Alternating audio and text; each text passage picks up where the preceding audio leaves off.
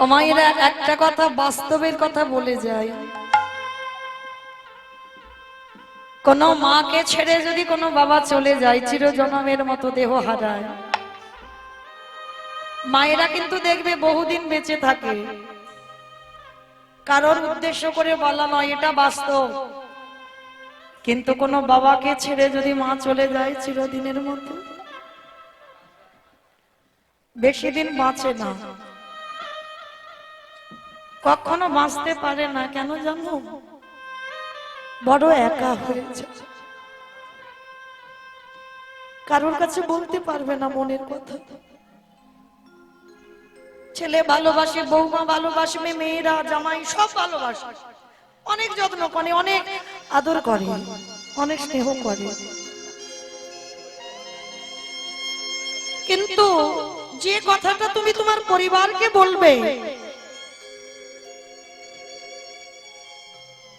সেই কথাটা তুমি কাউকে বলতে পারবে না। ওই জন্য বাস্তবে দেখবেন, যদি কোনো বাবাকে ছেড়ে মায়ের আগে মৃত্যু হয়ে যায়, বেশি দিন বাঁচবে না, খুব তাড়াতাড়ি অসুস্থ হয়ে বিছানায় পড়বে। কেন? সর্বদা মনের ভিতরে একটা চিন্তা। আর কোন সন্তান জন্ম দিয়ে যদি বাবা চলে যায়, মা কিন্তু দেখবেন ঠিক মানুষ করে ফেলে, কিন্তু একটা বাবা পারবে না। বাবা হয়তো পারে, কিন্তু মায়ের মতো পারবে না। মা ছেলেকে ভালোবাসে, বাবাও ভালোবাসে, কিন্তু ভালোবাসা তো অভাব। মায়ের যে ভালোবাসাটা, সেই ভালোবাসাটা না তার বাবা দেবে, না ঠাকুমা, দিদা, দাদু কেউ দিতে পারবে। আর যে সন্তানের জন্ম দিয়ে মা চলে যায়, সে পৃথিবীতে বাবা সবার আগে সবকিছু হারিয়ে বসে থাকে। হীরাচন্ডাল মাতা মোহিনীর ভিক্ষাই ছিল সম্বল। একদিন জলের ঘাটে গেছে, সবাই মিলে মোহিনীকে কত অপমান। এই মেয়ে, তুই নিঃসন্তানী, তোর মুখ দেখা মহাপাপ, তোর হাতে দান শুদ্ধ নয়, সকাল সকাল তোর মতো নারীর মুখ দেখতে পেলে আমাদের যাত্রা শুভ হয়ে যায়। কত কটু ভাষা। মোহিনী কাঁদতে কাঁদতে জলের কলসিতে আর জল নিল না, স্বামীর কাছে এসে বলছে, স্বামী বলতে পারো আমার কি অপরাধ, কি এমন অন্যায় করেছিলাম যে অপরাধীর কথা তো আমি জানি না। আমার হাতের দান কেউ নেয় না, আমি নিঃসন্তানী বলে আমার হাতের দান নিতে তারা ভয় পায়। বলো না আমার অপরাধটা কি? হরি বল, আমার অপরাধটা কি? হীরাচন্ডাল বলছে, কেঁদো না মোহিনী, ডাকো, ডাকার মতো ডেকে যাও, ভালোবাসার মতো বেশি যাও। সময় যখন হবে তোমার কোল ঠিক আলো করে দেবে। চলো, আর আমাদের সময় নেই, প্রভুর সেবা দিতে হবে। স্বামী স্ত্রী দুজনে সেবা দিচ্ছে। কিছুদিন পর মোহিনীর ওই চোখের জল আমার ভগবান সহ্য করতে পারল না। আমরা নারী জাতি অনুভব করতে পারি গর্ভবতী হয়েছে। হঠাৎ কৃপাময় করুণা করে মোহিনীর গর্ভে কাউকে পাঠিয়েছে। মোহিনী অনুভব করতে পেরেছে, আর অনুভব যেই না করেছে যে আমি জগতে মা হব, সঙ্গে সঙ্গে মা পা মাটিতে পড়ে না। সবাইকে ডেকে ডেকে বলছে,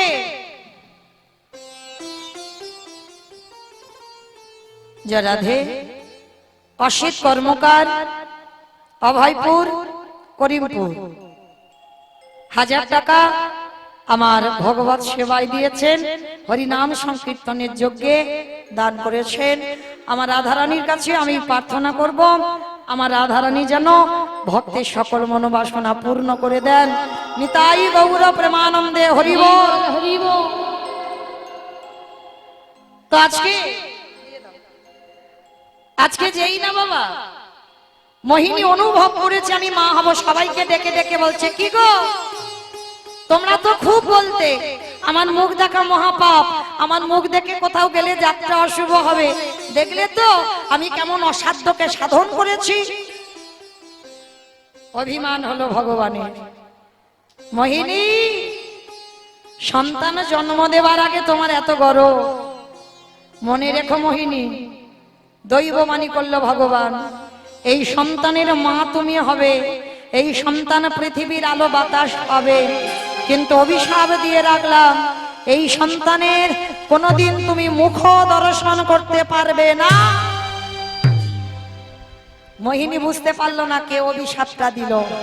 মোহিনী বলল কে তুমি? আমি ওর মা, আমি ওর মুখ দেখতে পাবো না, এটা হয় কোনোদিন?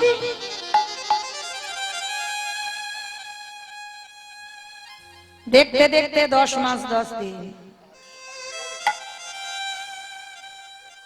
ভগবান পরীক্ষা নেওয়ার জন্য 3 রাত 3 দিন কিছু খেতে পাইনি, এত অভাবের সংসার। গর্ভবতী মা হীরাচন্দালকে বলছে স্বামী বড্ড খিদে পেয়েছে, যাও না গো, 3 দিন হয়ে গেল আমি উপবাস, কিছু খাবার এনে দেবে। যেই না কাঁদছে হীরাচন্দাল বলছে মোহিনী তুমি দাঁড়াও, আমি দেখছি কোথায় কি পাওয়া যায়। হীরাচন্দাল যেই না বার হয়েছে ভগবান ডাক দিল পবন দে, বরুণ দে, ইন্দ্র দে, যাও তোমরা জগতে।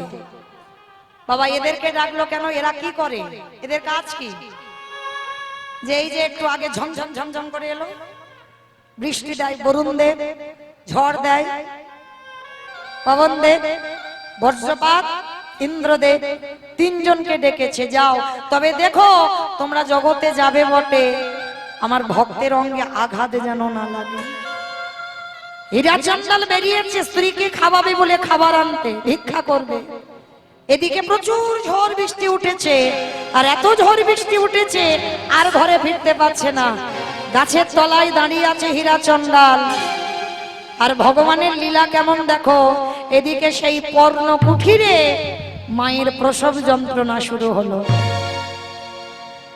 অসহ্য যন্ত্রণায় ছটফট করতে করতে মোহিনীর কোল আলো করে একটা ছোট্ট ফুটফুটে কন্যা সন্তান পৃথিবীতে এলো। কিন্তু ভগবানের দৈববাণী মতো সন্তান যেই না ভূমিষ্ঠ হলো, সন্তানের মুখ দর্শন হলো না, মৃত্যু হয়ে গেল মোহিনী।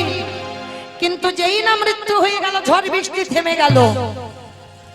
হীরাচন্দাল অবাক হয়ে গেল, এক্ষুনি এত বৃষ্টি হচ্ছিল, এক্ষুনি এত ঝড়, সব থেমে গেল কি করে? ছুটতে ছুটতে হীরাচন্দাল আসছে, মোহিনী মোহিনী মোহিনী,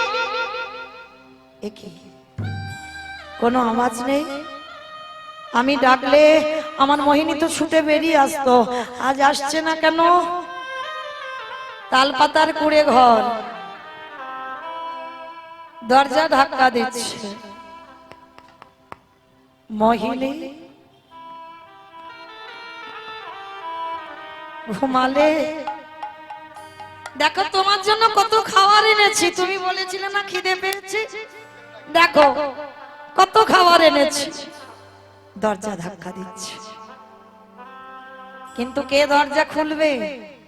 যে খুলবে সে তো পৃথিবীতে নেই গো মা।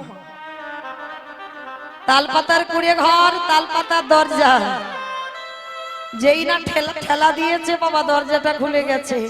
আর গিয়ে দেখে না মোহিনী অচৈতন্য, আর পাশে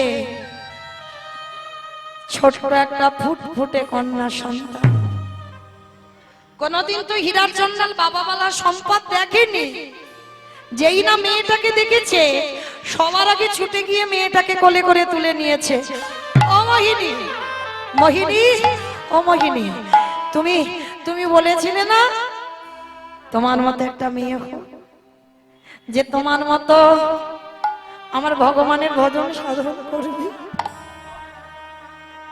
দেখো তুমি একবার চেয়ে দেখো কি সুন্দর একটা মেয়ে জন্ম দিয়েছো।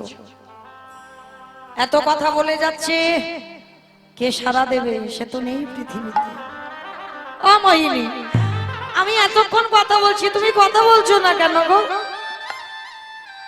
অঙ্গ স্পর্শ করেছে, অনেকক্ষণ আগে মরে গেছে। আপনারা নিশ্চয়ই কেউ আছে মরা মানুষ স্পর্শ করে দেখবেন, দেহটা শীতল ঠান্ডা, এ শরীরের চামড়াগুলো নরম থাকে না, শক্ত হয়ে যায়। যেই না স্পর্শ করেছে, এ কি তোমার দেহটা তো ঠান্ডা কেন? কি হয়েছে তোমার? নাসিকায় হাত দিয়ে দেখলো আর নিঃশ্বাস পড়ছে না, চিৎকার করে ডাক দিল দয়াময়।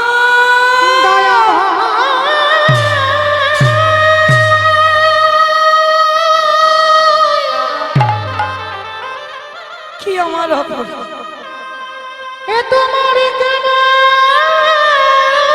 লীলা, কেমন খেলা, ফিরিয়ে দাও। ও গো দয়াময়, ও গো কৃপা,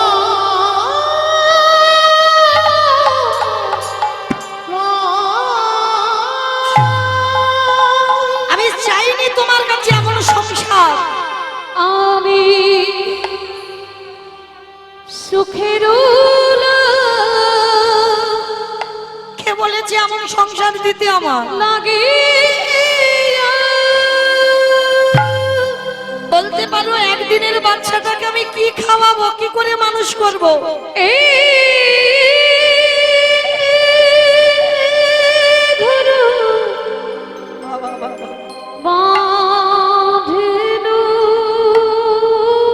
ফিরিয়ে দাও আমার স্ত্রীকে, ফিরিয়ে দাও আমার কাছে, ফিরিয়ে দাও।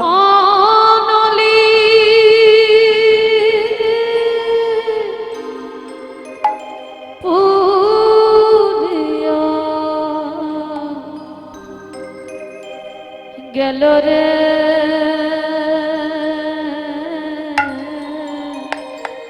বলো আমি একে কি করে মানুষ করব? কি করব? অনলি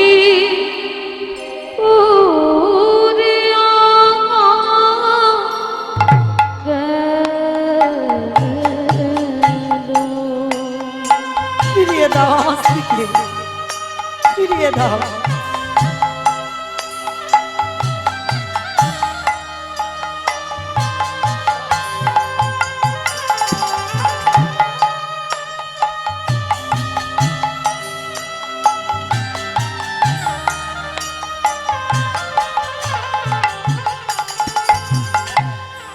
আমি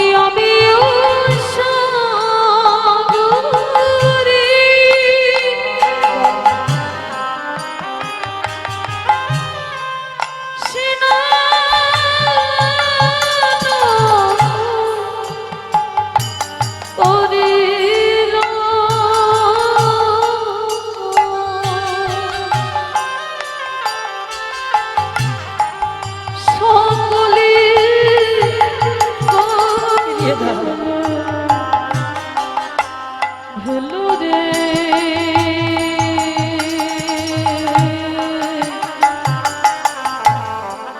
সকলি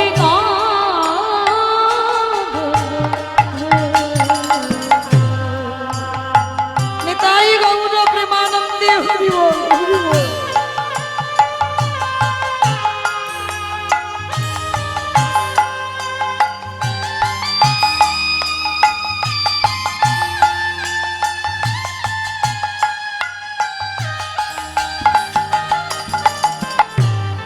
আমি সমুদ্র সেতু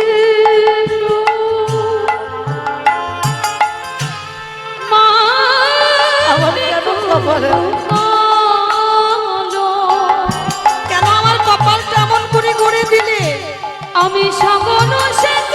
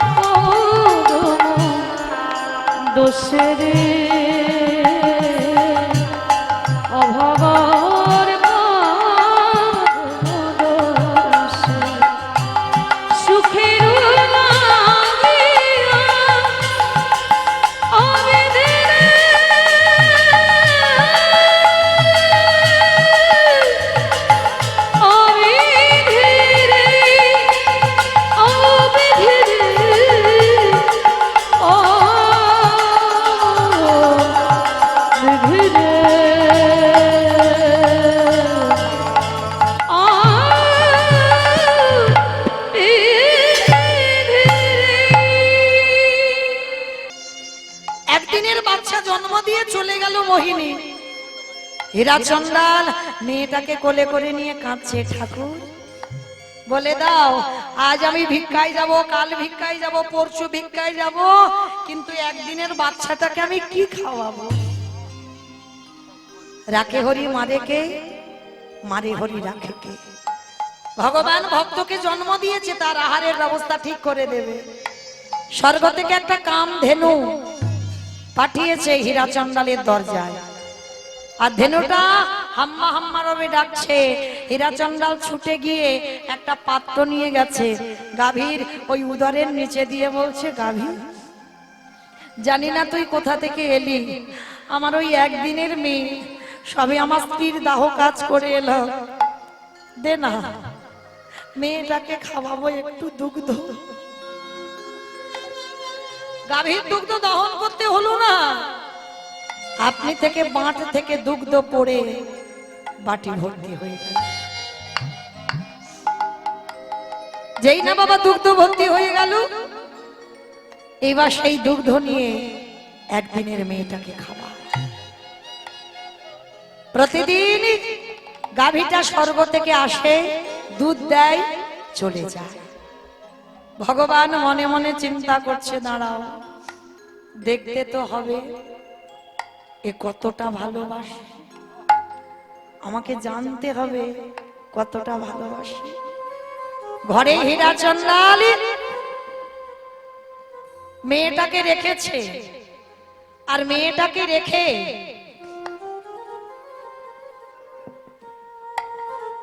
ভিক্ষায় গেছে। আর ভিক্ষায় গিয়ে যেই না বাবা ঘরে ফিরবে, আর ওই মেয়েটা তখন 6 বছর বয়স। বাবা মেয়েটার নাম রেখেছে কি জানো? আমার বলতে যা কিছু আছে সবরী। মেয়েটার নাম রেখেছিল সবরী। বাবা হীরাচন্দাল ভিক্ষায় গেছে, এইবার ভিক্ষা করে নিয়ে ফিরবে, আর ভগবানের পরীক্ষা শুরু হলো। কিরকম? ওই ঘুমের ঘরে ওই সবরী মায়ের পাটা লেগে একটা প্রদীপ জ্বলছিল, উল্টে পড়ে গেছে। আর যখনই উল্টে পড়ে গেল, ওই তাল পাতার পুড়ে ঘরটা দাউ দাউ করে জ্বলে উঠে। সবরী জানে না ঘুমাচ্ছে, কিন্তু যে মাতৃ স্নেহে দুধ দিয়ে যায়, সে স্বর্গ থেকে ছুটে এসেছে, বড় বড় শিং দিয়ে সবরী মাকে জাগিয়ে দিয়েছে। আর সবরী মাকে জাগিয়ে যেই না দিল, চিৎকার করলো, আগুন আগুন আগুন। চারুদিকে আগুন দাউ দাউ করে জ্বলছে, আর ওই গাভীটা সবরী মাকে নিয়ে উদরের নিচে একটা বট বৃক্ষের তলায় বসে আছে। হীরাচন্দাল জানে না, হীরাচন্দাল ভিক্ষা করে ফিরছে। রাধা কৃষ্ণ সেবিব জীবনে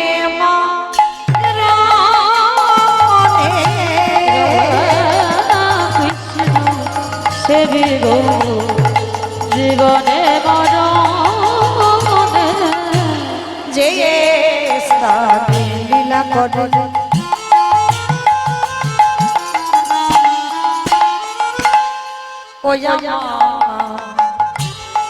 যুগল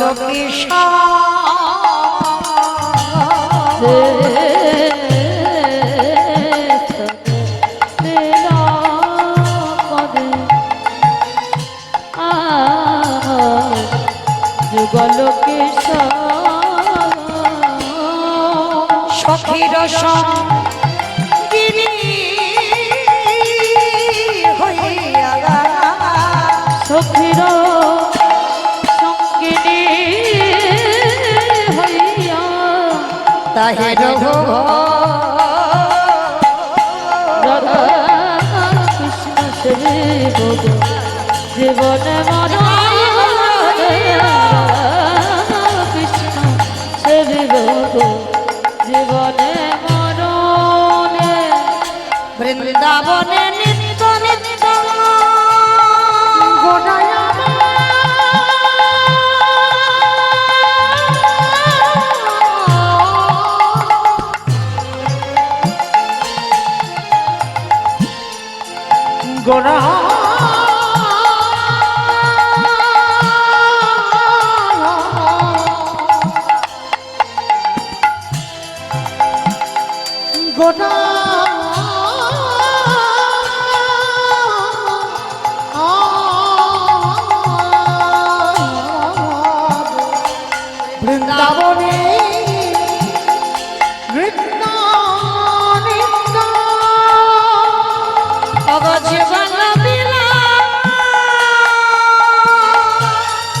ওগো প্রার্থনা রাই সদাই নরোত্তম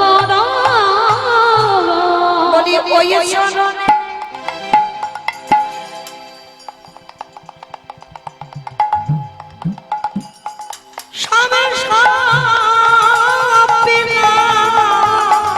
আমার দেহ মন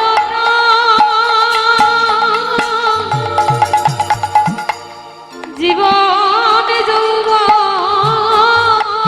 আমি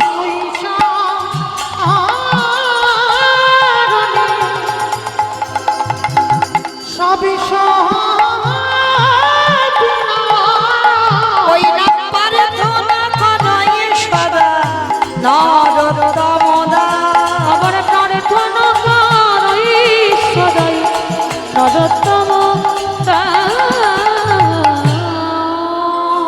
আস্তে এইবার লক্ষ্য করে দেখেন মাইরা আজকে সবরী মা বাবা যেই না ঘরের দরজায় এসেছে দেখে না ততক্ষণে ঘরটা পুড়ে ছাই। ও প্রথমে তুমি আমার স্ত্রী কেড়েছো, তারপরে তুমি আমার ঘর কেড়েছো, তারপরে তুমি আমার মেয়ে সবরীকেও নিয়েছো। এবার আমার পালা তো, আমার নিতে হবে না, আমি আসছি তোমার কাছে। হীরা চন্দ্রালী আত্মহত্যা করবে বলে সবে ওই সরুজ নদীর জলে ঝাঁপ দিতে যাবে, হঠাৎ দেখলো কি জানো, বট বৃক্ষের তলে সবরী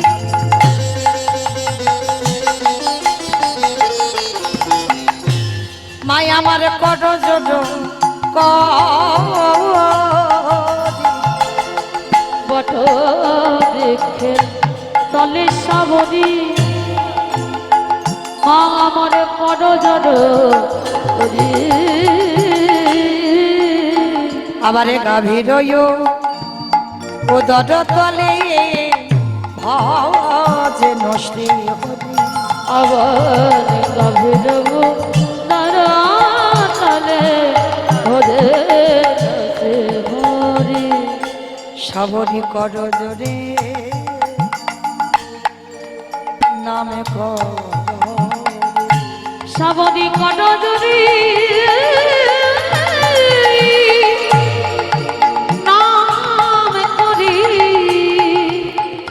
হীরা চন্দ্রাল যেই না দেখেছে মেয়েটা গাভীর উদরের হ্যাঁ মা তোর কিছু হয়নি, হবে কেন বাবা, এই যে রাখে হরি মারে কে, মারি হরি রাখে কে, এই গোমাতা তোমায় বাঁচিয়েছে। চরণটা জড়িয়ে ধরল, ওরে পশু কুলে জন্ম নিয়ে তুই মানুষের থেকেও বেশি কাজ করে দেখালি, হ্যাঁ যেটা মানুষ হয়ে করে দেখাতে পারে না তুই পশু হয়ে করে দেখালি। যেমন দেখিয়েছিল বাবা ত্রেতা যুগে ভক্তপ্রভার বীর হনুমান, সীতামাকে জিজ্ঞেস করেছিল যেদিন, সীতামাকে বলেছিল আমার মা ওই নারীরা মাথাতে লাল মতোটা কি পরে গো, বলে বাবা সিঁদুর। ও মা সিঁদুর কেন পরে, ও মা সিঁদুর কেন পরে, স্বামীর অমঙ্গলের জন্য। ও মন্দ বলেনি, মঙ্গল টঙ্গল আর হচ্ছে, খুব হচ্ছে। বাজার থেকে এখন একটা লিকুইড কুমকুম পাওয়া যায়, সেইগুলো কপালে ছোট করে ঠেকিয়ে দেবে, মানে বিয়ে হয়েছে কি হয়নি বোঝা যাবে না। হ্যাঁ ওইটুকু আর থাকবে না বাবা, ঠিক ওইটুকু আর থাকবে না, মানে একটু করে বলে শীতের ধারে ওই মাথার চুল উঠে যাবে, ওই জন্য সিঁদুর পরা যাবে না। হ্যাঁ আবার সিঁদুরের এত দাম বেড়ে গেছে, লিকুইড কুমকুম অপরাধ নিও না মা, আমি বলে যাচ্ছি ওটা সিঁদুর নয়, ওই যে লিকুইডটা কপালে ঠেকাচ্ছ না ওটা কোনোদিন সিঁদুর হতে পারে না, ওটা সিঁদুর নয়, কিন্তু আমরা ব্যবহার করি। কিন্তু যারা যারা ব্যবহার করো তাদের চরণ ধরে বলে যাই, স্বামীর মঙ্গল যদি সত্যি চাও, কারণ মনে রাখতে হবে কয়েকটা সম্পদ আমাদের জন্য নয়, আমার স্বামীর মঙ্গলের জন্য।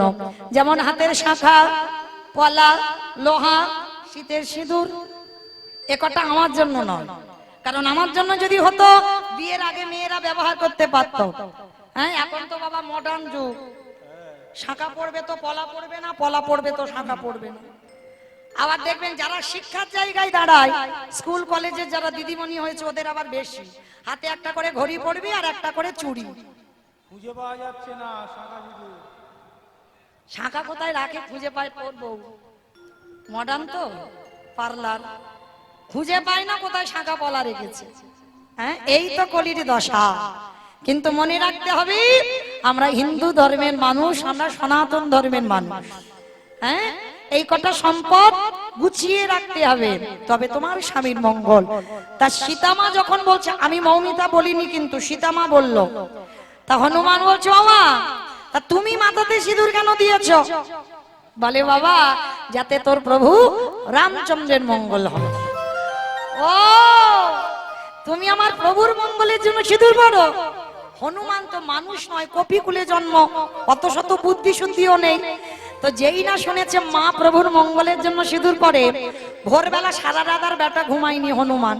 ভোরবেলা গঙ্গা স্নান করি সীতামার ঘরে দেখে না 3 কৌটো সিঁদুর বসানো, আর সেই 3 কৌটো সিঁদুর মাথা থেকে পা পর্যন্ত বেশ করে মেখেছে। আর ঠাকুর ঘরে গিয়ে রাম রাম রাম রাম রাম রাম, রামচন্দ্রের কানে গেছে, হনুমান এই এদিকে আয়, এ কি লাল করেছিস কেন সারা গায়ে? বলে প্রভু আমি জানবো কি করে? আমি মাকে বললাম মা ওই মেয়েরা কেন মাথাতে সিঁদুর দেয়? বললো তার স্বামীর মঙ্গলের জন্য। আমি বললাম মা তুমি কেন সিঁদুর পরো? বললো তোর প্রভু রামচন্দ্রের মঙ্গলের জন্য। ওগো মা গো, ওইটুকু সিঁদুর মাথায় দিয়ে আমার মা যদি তোমার মঙ্গল চাইতে পারে, আজ আমি মাথা থেকে পা পর্যন্ত সিঁদুর মেখে এই হনুমান বলো বলো কত না তোমার মঙ্গল হলো।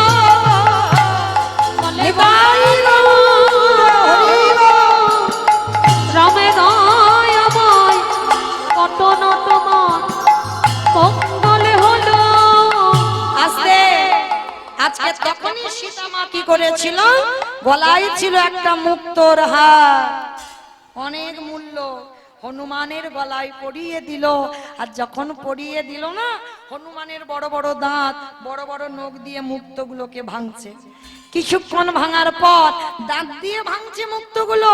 আর যখন কিছুক্ষণ মালাটা ওলট পালট করে দেখলো, হনুমান তো দেখবার পর মালাটা টান দিয়েছে, দূর করে মুক্তোর মালা ফেলে দিয়েছে। রেগে গেছে সীতামা, হনুমান জানিস সেই মালাটার কত দাম? ওই জন্য তোকে বলে তুই হনুমান। হনুমানে কেঁদে বলল মা গো, এই জগতে সবাই আমায় হনুমানে বলে বলো, কিন্তু মা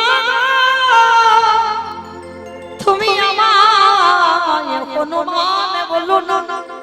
আমার প্রতিটা লোমকূপে লেখা আছে রাম সীতার নাম। সেই দিন হনুমান বড় বড় নখ দিয়ে বক্ষটা বিদীর্ণ করে দেখালো, দেখো মা হৃদয়ে রাম সীতা যুগলে বসে আছে। ওই হৃদয়ে বসে আলো করে রাম সীতা যুগলে বসে আছি। আজকে হীরাচন্দালও বলল সেদিন হনুমান যেমন দেখিয়েছিল, আর আজকে তুই গাভী কুলে জন্ম নিয়ে তুই দেখালি। এইবার নতুন করে সংসার বাঁধলো, একটা পাতার করে ঘর করে। ভগবান মনে মনে ভাবছে ওর মাকে কেড়ে নিলাম, ওর ঘর পুড়িয়ে দিলাম, ওই ভক্ত জব্দ হলো না তো? ভালো করে ঘষে মেজে নিতে হবে না? হ্যাঁ, আবার পরীক্ষা শুরু হবে। 3 দিনের জ্বরে দৈব দুর্ঘটনায় হীরাচন্দালের মৃত্যু হলো। কি গো মায়েরা, কপাল দেখো, এমনি এমনি ভক্ত নয়। তুমি অট্টালিকাতে বসে কি কৃষ্ণ ভক্ত হবে মনে করেছো? কষ্ট জ্বালা যন্ত্রণা ভোগ করতে শেখো, তবে তো কৃষ্ণ ভক্ত হবে। অত সোজা নয়, পথের ভিখারি করে দেবে তোমার, তবে তুমি কৃষ্ণ ভক্ত। আজকে বাবার মৃত্যুর পর সবরই একা হয়ে গেল, খাবে কি? ওই পঞ্চবটির বনে একাধারে মতঙ্গ সাধুদের আশ্রম। কি খায় জানো? সাধুরা যখন প্রসাদ পেয়ে এঁটো পাতাগুলো নর্দমায় ফেলে দেয়, কুকুর বিড়াল খায়, সবরী মা ওই কুকুর বিড়ালের সঙ্গে উচ্ছিষ্ট গুলো পায় প্রতিদিন খিদের জ্বালা। কিন্তু সবরই মনে মনে করছে এটা তো পাপ, এটা অন্যায়। আমার বাবা আমাকে ছোটবেলা থেকে শিখিয়েছে, মা সবরী শোন, জীবনে যদি তোকে কেউ এক গুণ দেয় চেষ্টা করবি বাবা দ্বিগুণ দেওয়ার। কিন্তু এই সাধুদের কাছ থেকে আমি যে এঁঠোগুলো পাচ্ছি, আমি তো কিছু করছি না, এ তো পাপ। না না না, আমাকে সাধু সেবা করতে হবে। কিন্তু কি করে করব? আমি চণ্ডাল, আমি ছোট জাতের মেয়ে, সমাজ আমাকে ঘৃণা করে। তাহলে কি করে সাধু সেবা করব? চুরি করে সাধু সেবা করতে হবে। কিরকম চুরি করি? হরি বল। সারাদিন মেয়েটা ঘরে থাকে, আর রাত্রিবেলা করি মেয়েটা জঙ্গলে যায়। সারাদিন বাড়িতে, আর রাত্রিবেলা জঙ্গলে গিয়ে কাঠের বোঝা সাজায়। একেবারে বলে রে, একেবারে বলে রে, একেবারে বলে রে আমার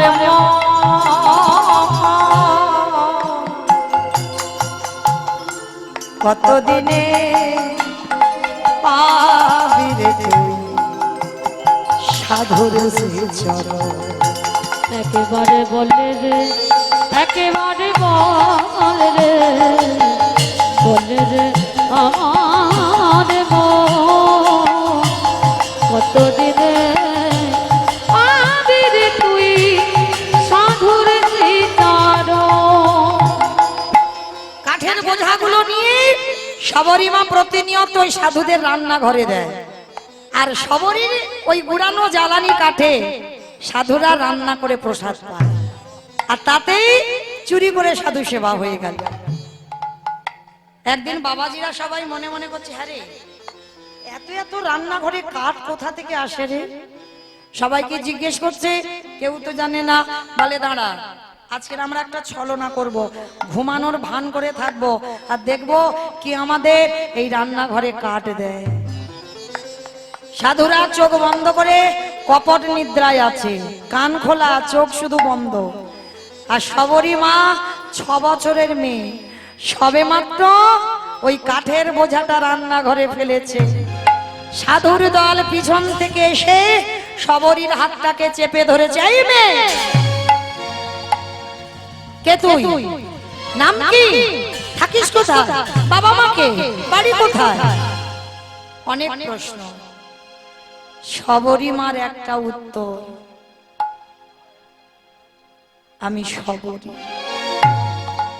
ও, তুই সেই হীরা চন্ডালের মেয়ে না, যে মেয়েটাকে জন্ম দিয়ে মা মরে গেল, কদিন আগে যার বাবা মরে গেল, যার ঘর পুড়ে গেল, তুই সেই সবরী? হ্যাঁ, আমি সেই সবরী। ছি ছি ছি ছি ছি ছি ছি গো, হাই হাই হাই গো, একটা চন্ডালিনী, সে কিনা ওই জ্বালানি কাঠ এনে দেয়, আর তার গুড়ানি জ্বালানি কাঠি আমরা রান্না করে প্রসাদ পাই। এই ছোট জাতের মেয়ে। সাধুরা বারবার ছোট জাত, ছোট জাত, ছোট জাত। ছোট মেয়ে সবরী সাধুদের বলল, আচ্ছা তোমরা যে আমাকে বলছো আমি ছোট জাত, ছোট জাত, মুচি হয়ে শুচি হয় যদি কৃষ্ণ ভজি, শুচি হয়ে মুচি হয় যদি কৃষ্ণ তজি। আমার ভগবানের কাছে তো জাত বিচার হয় না, তোমরা তো জাত বিচার করো কেন গো?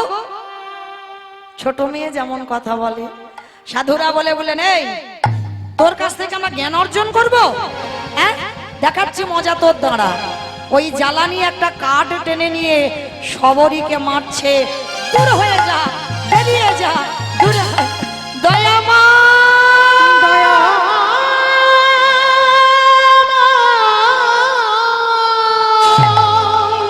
ওকে মা বের করে দিও ওকে আশ্রম থেকে। এত বড় সাহস, ছোট জাতের মেয়ে হয়ে ও ছোঁয়া লেগে গেল আশ্রমে।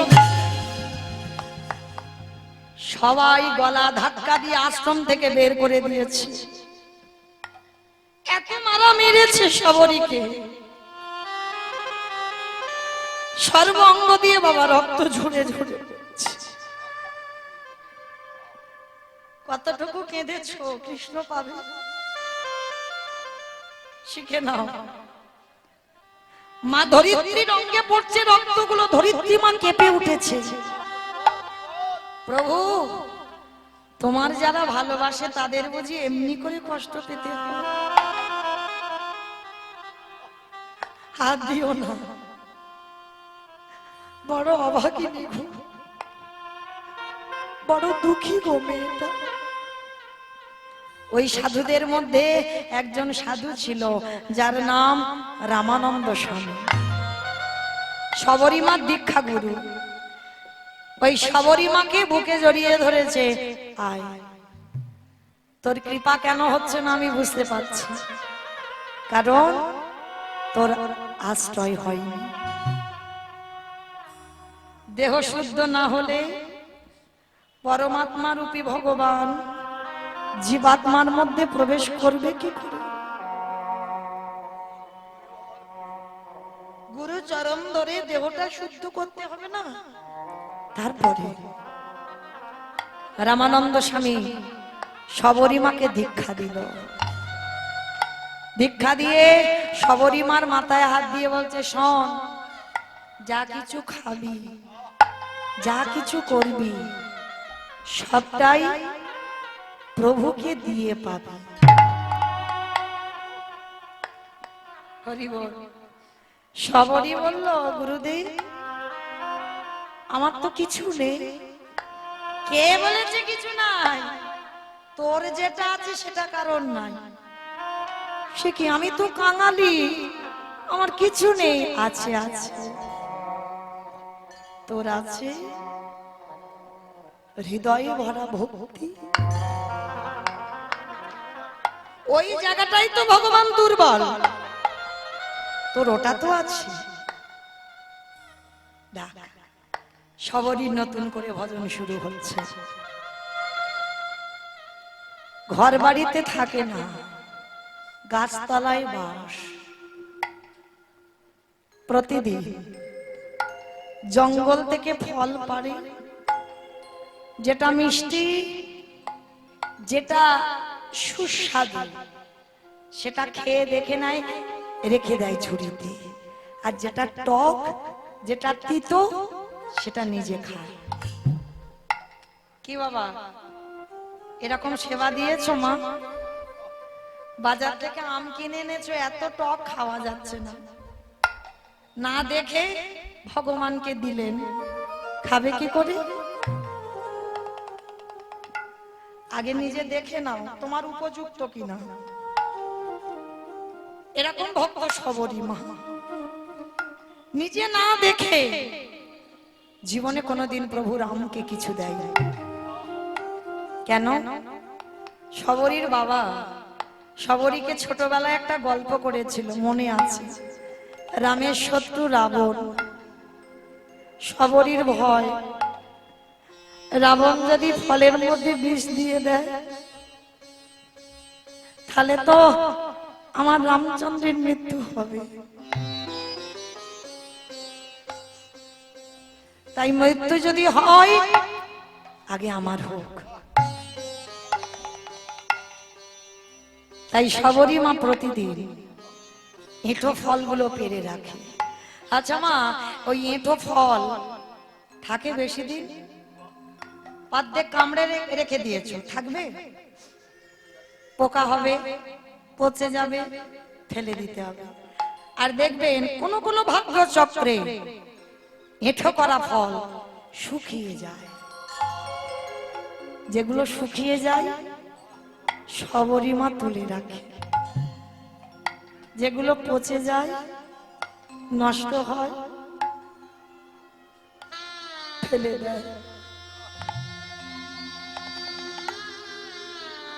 শবরী মায়ের এবার বয়স হয়েছে, গাছতলায় ভজন,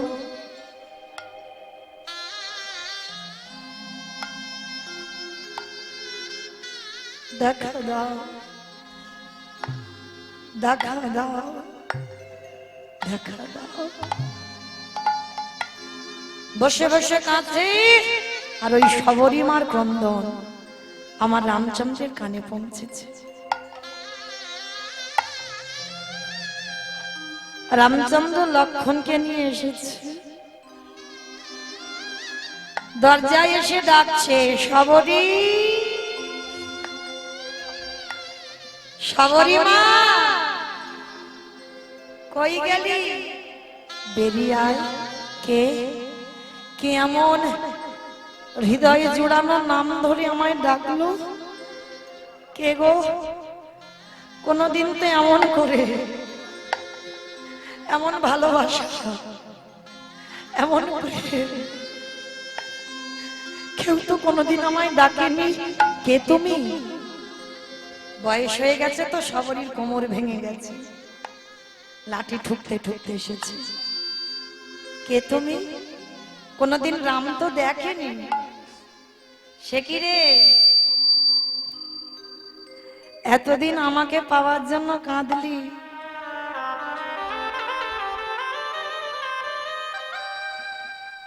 আমি এলাম, চিনতে পারছিস না? প্রভু তুমি এসেছো, কিন্তু আমি কোথায় বসতে দেব?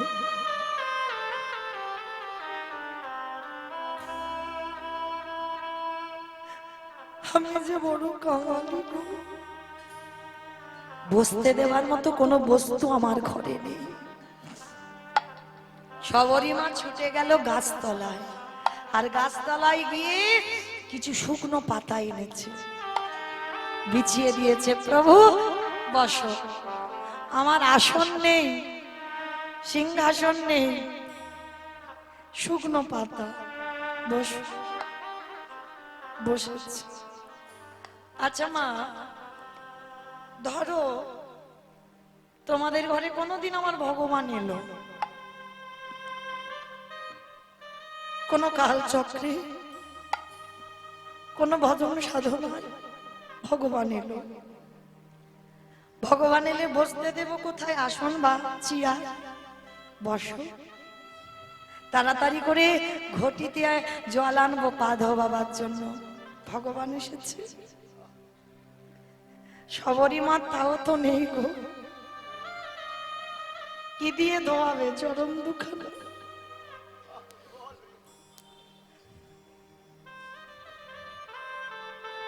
ঘটিতে জল নেই বলে কি করেছিল জানো মেয়েটা? রামচন্দ্রের চরণ দুটো বুকের উপরে তুলে,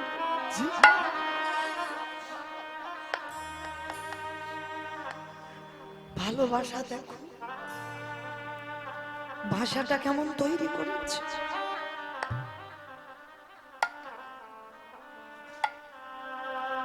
চোখের জল আপনাদের আমাদের মতো নয়, চোখের জলের জন্য বন্যা বয়ে যাচ্ছে। প্রভুর চরণ দুটো বুকে আছে, ধৌত হয়ে গেল। আঁচল দিয়ে মোছাবে যদি ব্যথা লাগে, মাথার কেশটা খুলে দিয়েছে। রামচন্দ্রের চরণ দুখানা মুছিয়ে দিচ্ছে।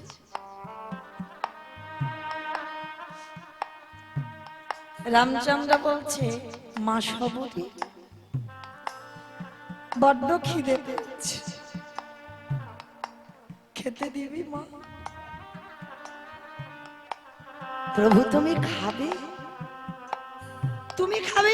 আমার মতো একটা ছোট জাতের বাড়ির ছু কথা নয়। আমার কাছে ছোট জাত বড় জাত হয় না, আমার কাছে একটাই জাত, সবাই আমার চরণের দাস, আর কোনো পরিচয়।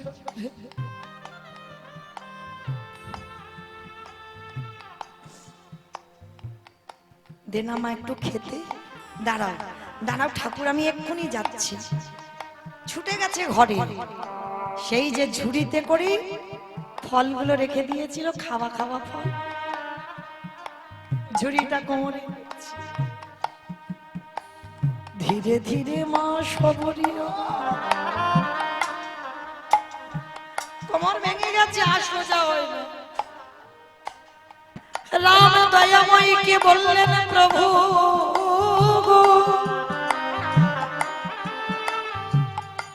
যখন আমার সময় ছিল তখন তুমি আমার কাছে এলে না। আজ আমার সময় নেই, সময় চলে গেল, তুমি এসেছো। ঝুড়ি থেকে একটা ফল নিয়েছি। আমার ভগবান অনেক লম্বা তো, রামচন্দ্র। আর সবরী মা কোমর ভেঙে গেছে, হাত আর উঠছে না প্রভুর বদন। ভগবান বললেন, সবরী এই জগতে ভক্ত যখন আমার কাছে পৌঁছাতে না পারে,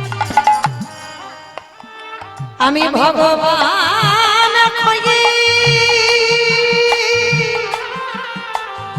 সেই ভক্তির ধারে, সেই ভক্তের ধারে নিজে মাথা নত করে দাঁড়া। ওরে সবরী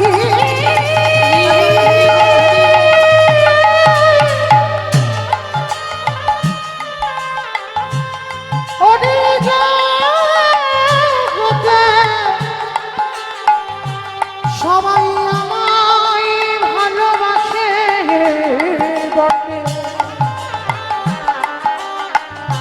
কিন্তু তোরে মতো করে আমায় যে কেউ ভালো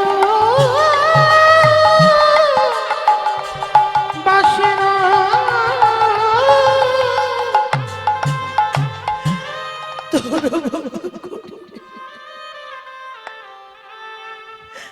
কেউ কোনোদিন আমায় ভালোবাসে,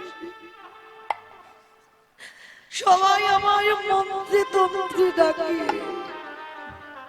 সবাই কত দামি দামি খাবার দিয়ে ডাকে, কিন্তু ভক্তরে ওরে তোরে মতো চোখের জলে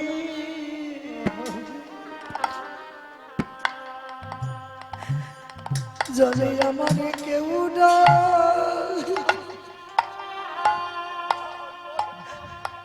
ডাকে না।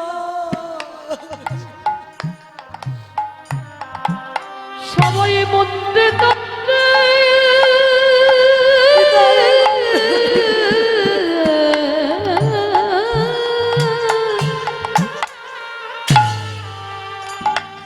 সবাই মন্ত্রে তন্ত্রে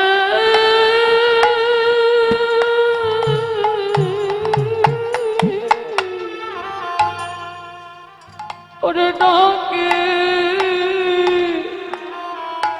বটে,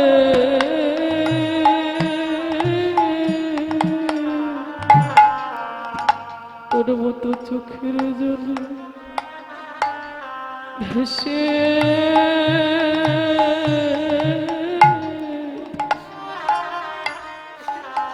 ওরে কেউ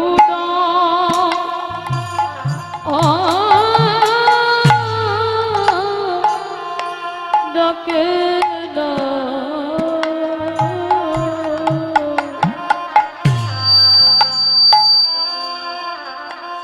ওরে তোর মতো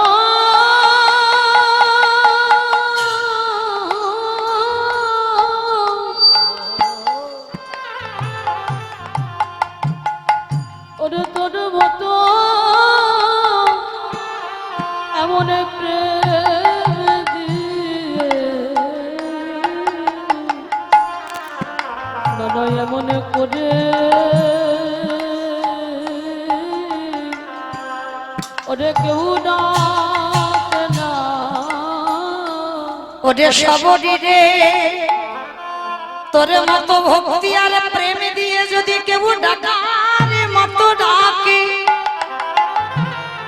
আমার ভক্ত বাৎসল্য ভগবান হয়ে আর কি কোনদিন থাকিতে পারে?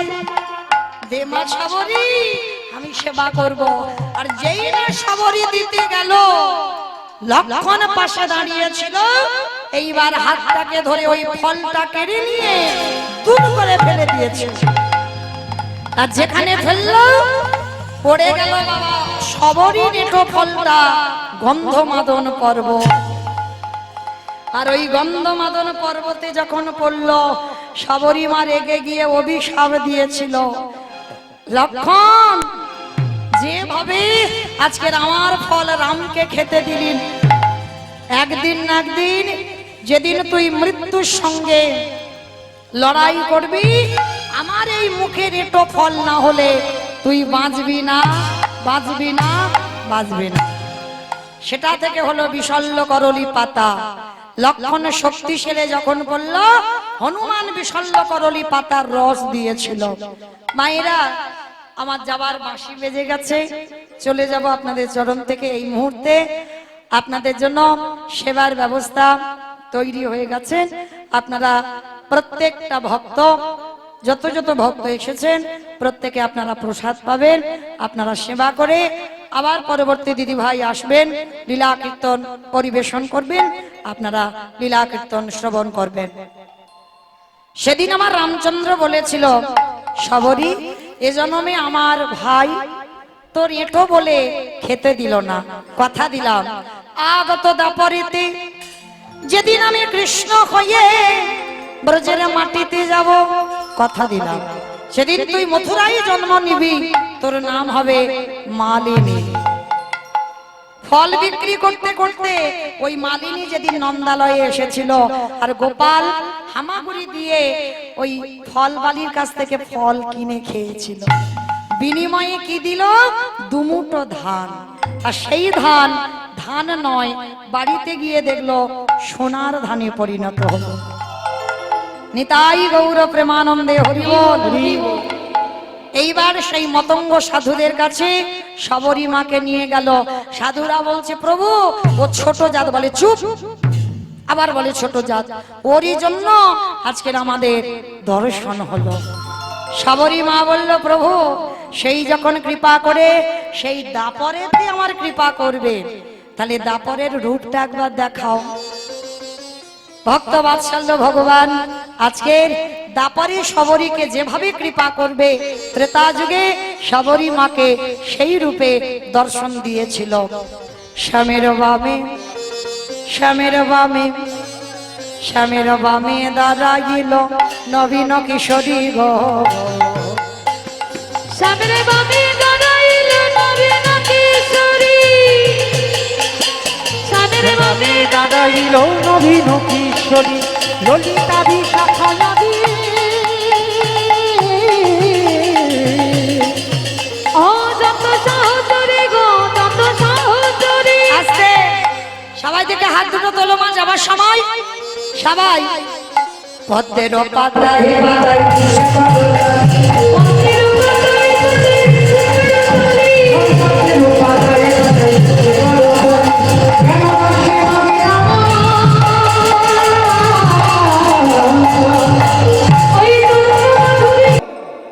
আমাইরা পঞ্চবটির বোনটা, এই রাবণ রাজার বোন শূর্পণখার নামে লেখাপড়া করে দিল। কেন? ভালো করে শোনেন, মেয়েটা সব সময় মন্দোদরীর সঙ্গে ঝগড়াঝাটি লেগে থাকতো, মানে এত ঝগড়াঝাটি হতো, তো রাবণ রাজা বিরক্ত হয়ে মন্দোদরীকে বলেছিল, শোন বোন,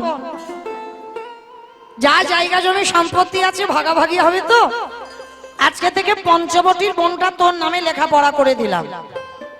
তা পঞ্চবটির বোনটা লেখা হয়ে গেল শূর্পণখার। আর শোন, আজকে থেকে তোর বৌদির কাছে এসে খাবি না, ওই জঙ্গলে পশু পাখি কীট পতঙ্গ মানব দানব খেচর খেচুরি যারা যারা আসবে তুই সবাইকে ধরে ধরে খাবি। বাবা ভালো করে শুনবেন, রাক্ষসী তো মানুষের মাংস পর্যন্ত খায়। তা যেই না রাবণ রাজা বলে দিয়েছে যত যত যারা যারা আসবে ধরে ধরে খাবি। তা বহু বছর বহুদিন হয়ে যাচ্ছে ওই পোকা মাকড় পশু পাখি এইগুলো খাচ্ছে। হঠাৎ আজকের একটা ঘটনা ঘটেছে, মাইরা মন দিয়ে শোনো, কিন্তু কিছু বুঝতে পারবে না, তখন আমার ঘাড়ে চাপিয়ে দিও না দিদি কি বললো কিছু বুঝিনি, কেমন? তো মা, এইবার শূর্পণখার হঠাৎ আজকের একটা ঘটনা ঘটেছে। কি ঘটনা না, হঠাৎ শূর্পণখার নাকে একটা মানুষ মানুষ গন্ধ ঢুকছে। আমার ছোটবেলা ঠাকুমার কাছে শুনেছিলাম না, হাউ মাউ কাউ মানুষের গন্ধ পাও। ঠাকুমা যখন গল্প বলতো এইগুলো বলতো।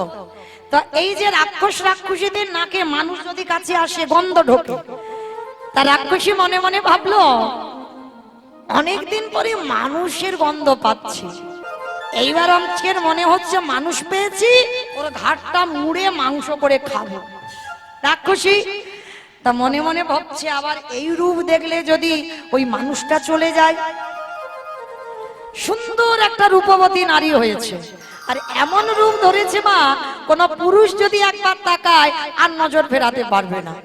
মানে শূর্পণখা রাক্ষসী তো এমন রূপবতী নারী হয়েছে।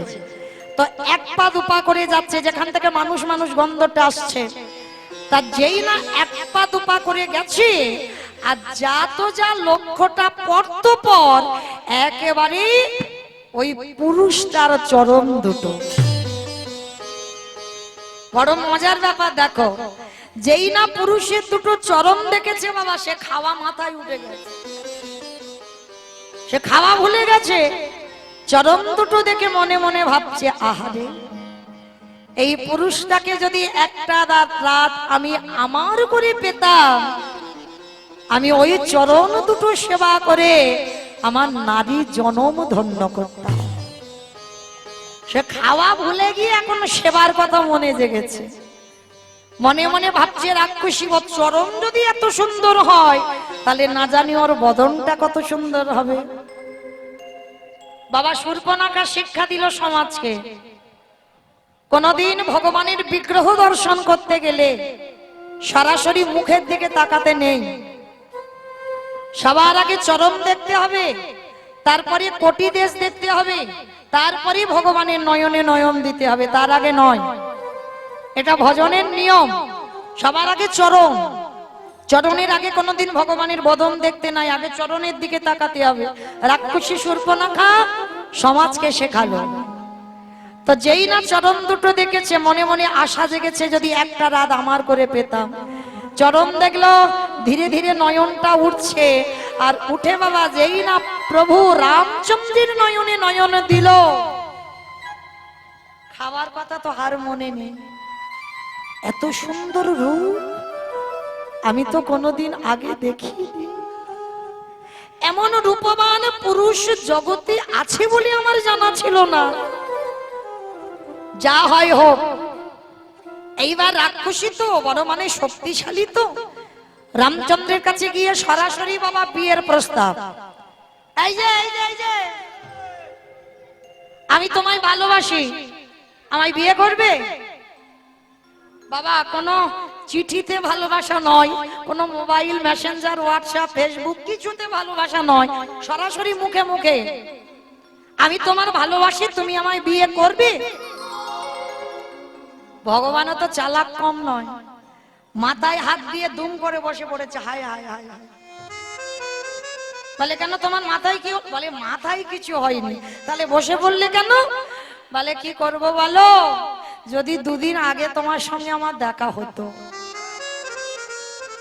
এমন রূপবতী নারী আমি কোনোদিন দেখিনি, কিন্তু আমার দুর্ভাগ্য, আমার তো জনক রাজার মেয়ে জানকীর সঙ্গে বিয়ে হয়ে গেছে। কি করব বলো? তুমি কি পারবে সতীনের ঘর করতে?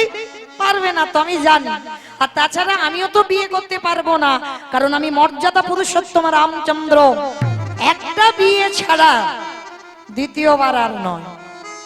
কারণ যখন সীতা বনবাসে ছিল, যজ্ঞে বসবে, দ্বিতীয়বার রাম যদি মনে করতো বাবা বিয়ে করতে পারত, কিন্তু করেনি। মায়া সীতা মানে সন্ন্যাস সীতা তৈরি করে যজ্ঞে বসেছিল, কিন্তু বিয়ে করেনি। রামচন্দ্র সমাজকে শেখালো আমি যেটা করেছি তোরা সেটা কর। আর কৃষ্ণচন্দ্র শেখালো আমি যেটা বলছি সেটা কর, আমি যেটা করেছি খবরদার করতে যাস না। রামচন্দ্রের একটা বউ আর কৃষ্ণের 16,108টা। রাম বলছে আমি যেটা করছি তোরা কর, আর কৃষ্ণ বলছে আমি যেটা করছি খবরদার করতে যাস না, আমি যেটা বলছি সেটা শোন। হ্যাঁ, তো আজকে যেই না রূপবতী নারীকে দেখেছে রামচন্দ্র বলছে কি করব বলো, তোমার সঙ্গে তো আমার দুদিন আগে দেখা হয়নি, আমার বিয়ে হয়ে গেছে। সে কি তুমি বিয়ে করে ফেলেছো? বলে কি করব, তোমার সঙ্গে কি আমার দেখা হয়েছিল, তবে হ্যাঁ আমার লক্ষণের এখন বিয়ে হয়নি। কিরম বদমাস দেখেছো? সীতার বোন উর্মিলার সঙ্গে বিয়ে হয়ে গেছে তবু বলছে বিয়ে হয়নি, আমার লক্ষণকে বিয়ে করো। তা শূর্পণখা মনে মনে ভাবছে ভালোবাসলাম ওর দাদাকে, বিয়ে করবো ওর ভাইকে, তবু রাজি। কেন রাজি? কারণ ভোগ করার জন্য তো নয়। যদি ভাইকে বিয়ে করি 24টা ঘন্টার মধ্যে ওর দাদার চরণ দুটো তো দেখতে পাবো। রামচন্দ্র বললেন যে আমারে চাই তারই আমি চাই, যে আমারে না চাই তারে আমি না চাই। রাক্ষস কুলের জন্ম নিলে কি হবে, তুমি তোমারে চেয়েছো, আমি তোমারে চাইবো, কথা দিলাম সারা জনম তোমাকে আমি আমার করে রাখবো, মনে রেখো। তাই বা রাক্ষসী কি করেছে, লক্ষণের কাছে গেছে, গিয়ে বলছে এই যে তোমার দাদা বললো আমি তোমাকে ভালোবাসি, বিয়ে করতে চাই। আর কি ঘটবে তো আগেতে ভাই ভাই হয়ে আছে রেডি, কি ঘটনাটা ঘটবে এইবার যেই না বাবা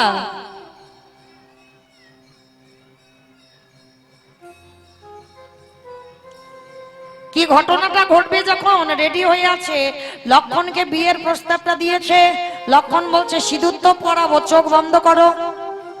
তা যেই না রাক্ষসী চোখটা বন্ধ করেছে, লক্ষণ সবার আগে নাকটা আর কানটা ধরেছে।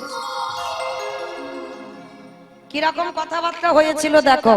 আর নাকটা কানটা যেই না ধরেছে, ধারালো চকচকে ওই যে তীর ধনুক লক্ষণের পিঠে একটা তীর টেনে বের করছে, আর বের করে তীরের আগাতে যে ফলাটা চকচক করছে না, ওই শূর্পণখার নাকটাকে ধরে কানটাকে ধরে একেবারে ওই চকচকে অস্ত্রটা দিয়ে একেবারে ছেদন করে দিল। আর যখনই ছেদন করে দিল, রাক্ষসী নিজ রূপে ফিরে এসেছে। দাদা! রাক্ষসী রেগে গিয়ে বলে উঠলে লক্ষণের দিকে তাকিয়ে, অপদার্থ, তোর এত বড় স্পর্ধা, আমি ভালোবেসেছিলাম তোর দাদাকে, তোকে নয়। তাহলে তুই একজন পুরুষ হয়ে একটা নারীর নাক কানটা যখন ছেদন করলি, আমি তোরে অভিশাপে দিলাম, আজ আমার যেমন রক্ত ঝরলো আমার মতো করে তোরও একদিন রক্ত ঝরবে, ঝরবে, ঝরবে। মিলিয়ে নেন বাবা। সেই লক্ষণ হলো কলিযুগে দাদা নিতাই চাঁদ,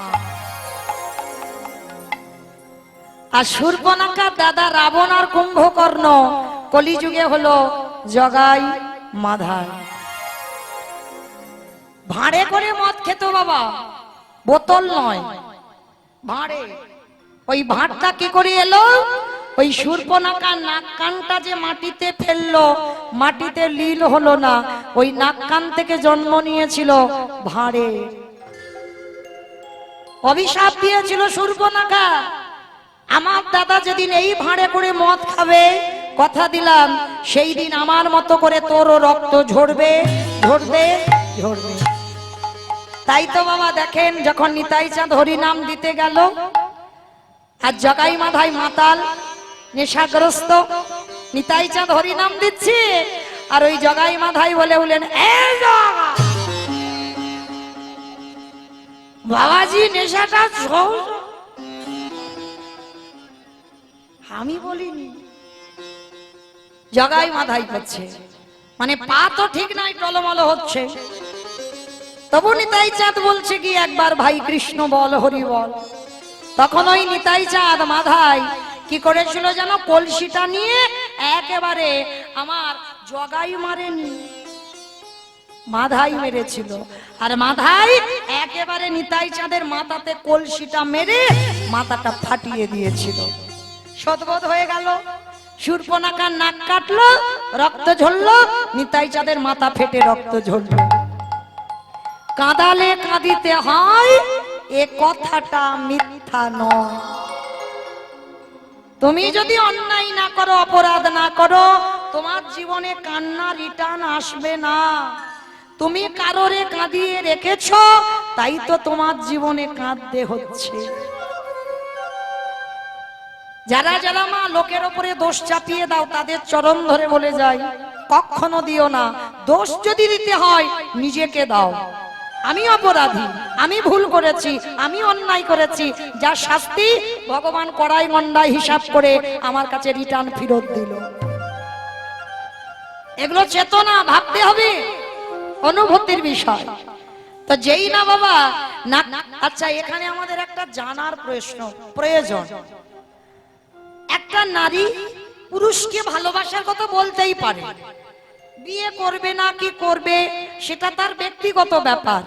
তাহলে ভগবান ওই রাক্ষসীর নাক কানটা কাটলো কেন?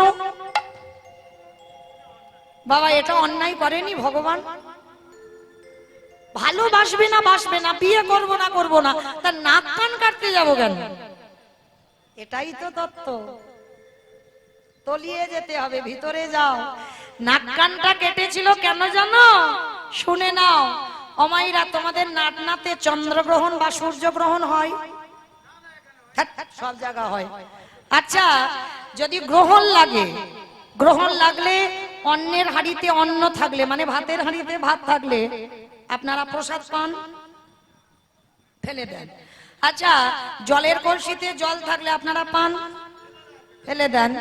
আর আলমারিতে টাকা থাকলে ওইটাই গ্রহণ লাগে না। হ্যাঁ, আমার কিছুতে গ্রহণ লাগবে না।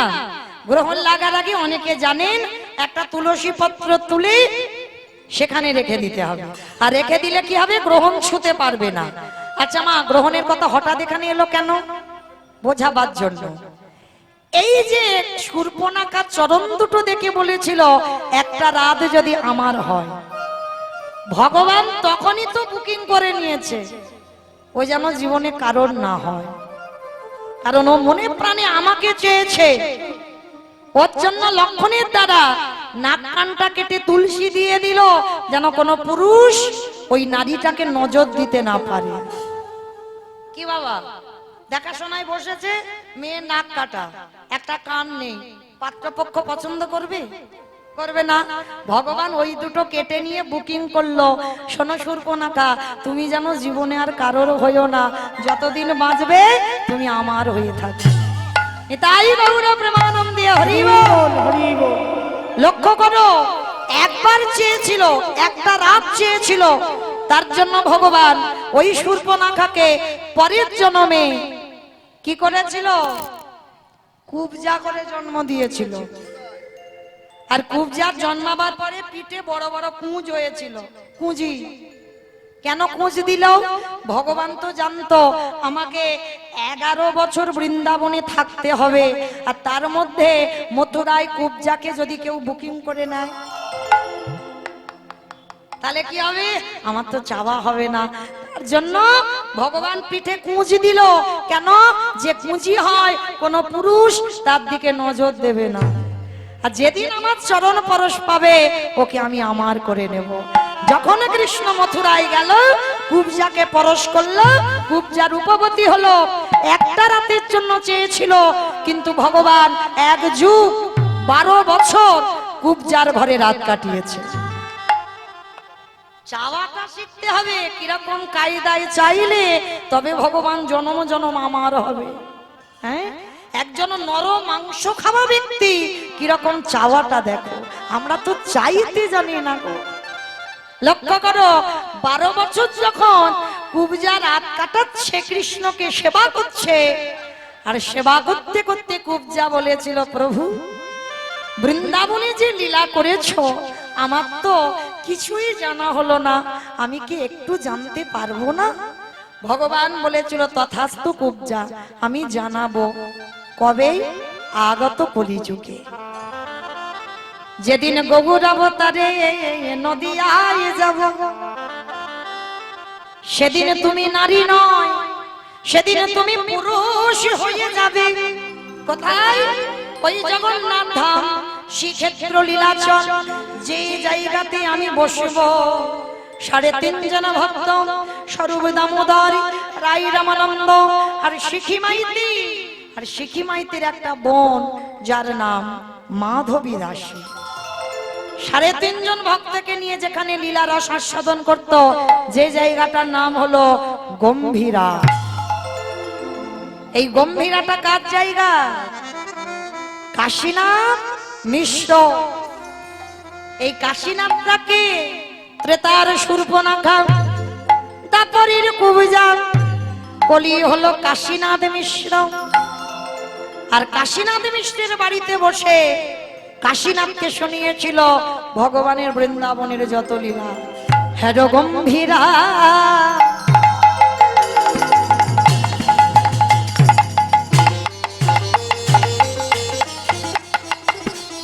শ্রী গৌরাঙ্গ রায়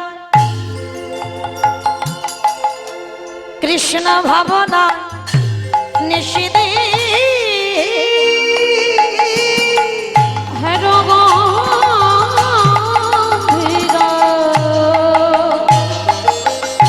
শ্রী গৌরাঙ্গ কৃষ্ণ ভাবনা নিজেরে বিরহ বিকারে বাবা নাহি সুরে, বিরহ ভিতরে বাক্য নাহে সুরে। কি হতে কি কবে বিরহ ভিতরে বাক্য নাহে সুরে, কি হতে কি হবে ভেবে তো দুঃখে। ওগো আমার প্রভু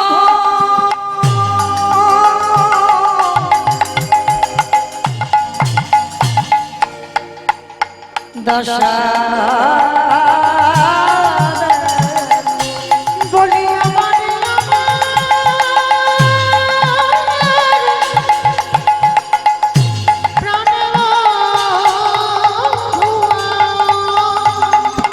আমার প্রভু দশা দেখো, কি হতে কি করে ভেবে তো কি হতে কি করে, কি হতে কি করে ভেবে তো দুঃখী। তাহলে মায়েরা পঞ্চবটির বোন